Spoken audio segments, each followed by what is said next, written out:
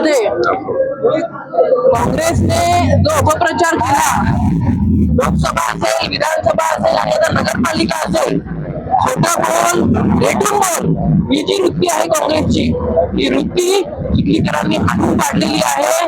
आणि आज आदरणीय मुख्यमंत्री देवेंद्र फडणवीस यांच्या नेतृत्वावरती त्या ठिकाणी ठाम विश्वास हा चिखलीकरांनी व्यक्त केलेला आहे. देवाभाऊंनी जे आश्वासन चिखलीकरांना दिलं की तुम्ही भारतीय जनता पार्टीच्या पंडितदादा देशमुख आणि खालच्या नगरसेवकांच्या पाठीशी राहा, विकासाच्या माध्यमातून कुठलीही कमी मी पडू देणार नाही, त्या चिखलीकरांनी आज देवाभाऊंना दिलेला शब्द खरा केला. त्याबद्दल मी सगळ्यात पहिले चिखलीकरांचे मायबाप, जनतेचे, मतदार बंधूंचे मनापासून खूप खूप आभार व्यक्त करते. पंडितदादा देशमुख आज हे जनतेचा कौल त्यांना मिळालेला आहे. जनतेच्या आशीर्वादाने भारतीय जनता पार्टीचं पुन्हा एकदा कमळ चिखली नगरपालिकेवरती फुललेला आहे.